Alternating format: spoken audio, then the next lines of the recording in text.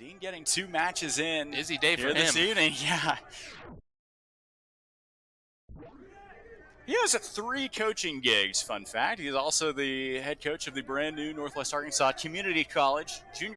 And as you mentioned, the artificial turf does make for a little bit more difficulty finding your footing, although the more that these players have played on it, the better it's been. A rip of net from Wyatt Marksberry. His dad one of the Ozark throw. They look to take it quickly. Into the center to Wyatt Marksberry. Heavy touch, but Marksberry does retain possession. Marksberry, edge of the area, battling with the Turks and Caicos defender, looking to find a cross. He goes back to the top to Mateo Gomez Soto, and it will carry him off a... I think Turks and Caicos' least favorite number has been 11 for the last 24 hours or so. After Joshua Ramos, who wore that number yesterday, looked really to be a player. Unbelievable. Wyatt Marksberry wearing that same number 11, causing some more troubles for the TNC defense. There's something about the number 11 here. A lot of space, especially on this right channel for Ozark. Yeah, giving them a lot. Here's Cowan. Up ahead, Wyatt Marksberry. Marksberry on the right wing. Looking for some support. Marksberry crossing in! Oh, and it goes off of the crossbar from Akalele, but Ozark will hold on to possession. Marksberry goes down, and they will point to the spot, and that is a penalty drawn by Wyatt Marksberry. Oh, we've been saying it for the first 14 minutes. He's been the man who has caused the damage so far. And now a golden opportunity for Ozark United to score in the same minute that Turks and Caicos scored only 24 hours ago.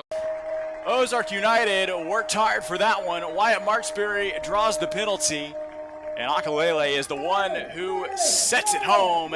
It's Ozark United, U19 1, Turks and Caicos 0. Cool things not go quite according to plan for this Ozark United team that is still very much learning to play together, but you see the makings, at least, of what looks to really be a squad. Marksberry really looks to be a player, as we've said. Salinas has been excellent. Lawson has been really good so far. I might see a card. Yeah, Wyatt Marksberry wins another foul. And Wyatt Marksberry will win another set piece for this Ozark United side. Before the Marshall Islands plays their first ever game. That's a really well-won ball from Mateo Gomez Soto. The ball is up ahead to Wyatt Marksberry. Marksberry's in, and Marksberry tucks it home. And Ozark United so far dominating here in this first half. It's Ozark United 2, Turks and Caicos 0. What a tidy finish that is from Wyatt Marksberry. He had options to his left, but he says, no need, I'll take it myself. He goes near post, and he perhaps caught the goalkeeper cheating over a couple of steps, expecting the pass, and so he took the space that the opposition gave him, and just like that, Ozark United able to double their lead. And once again, just about all Ozark United, you have to say. Turks and Caicos, you can very clearly see what they're trying to do. Absorb pressure and then hit Ozark on the counter. But a couple of really nice defensive plays. I think that obviously Marksberry has been the standout. That was Puja. Puja has also looked very good. This ball up ahead, looking for Marksberry again. Marksberry shakes one marker. He's still on the ball. He still has possession. And then they will call it a clean tackle. It does go back to Turks and Caicos. Gold with the U.S. back in 2012, part of that Fab 5 team. So perhaps it has made its way down to Springdale. Marksberry in the middle. Let's do Mateo Gomez. So talked about how good that Bentonville High School side is. Not only do they have perhaps the best defender for Ozark United right now, Brandon Lawson, but Marksberry's on that team as well.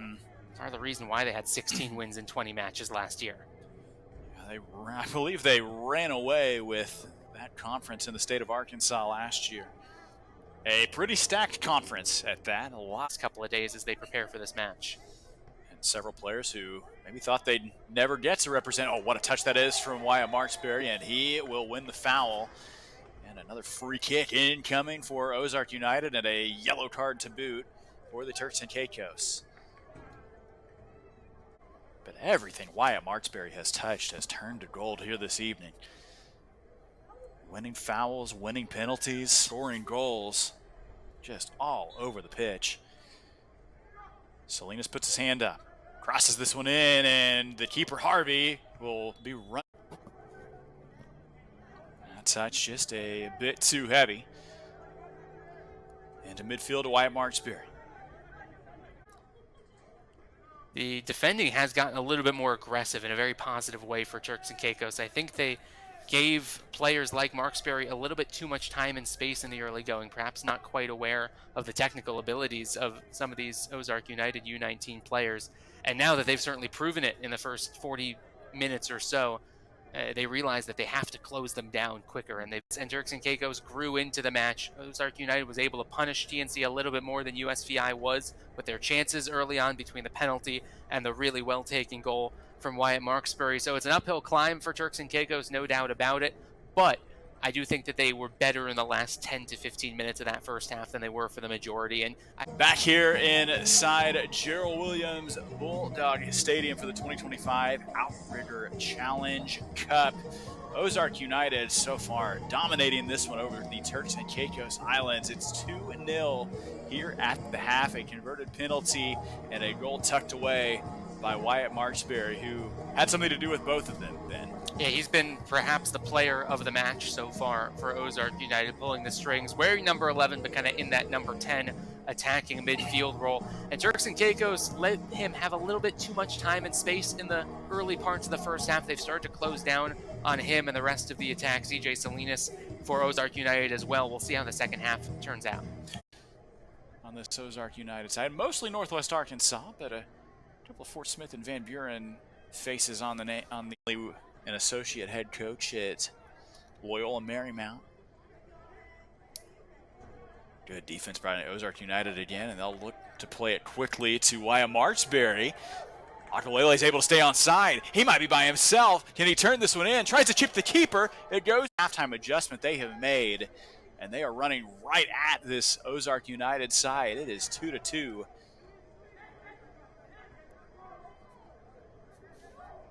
Ozark has made a few substitutions, but to play everything in front of them a little bit more. They led it 2-0, 85 minutes gone here. Ozark searching for an equalizer. And Marksberry running on this left wing. Didn't yet find any support into the box, just one body and 5 gold shirts around him. Ozark United, the first half, they looked fantastic. I think they have a couple of players who are really going to make an impact at the next level. Wyatt Marksberry really stuck out, as did Brandon Lawson for Ozark United.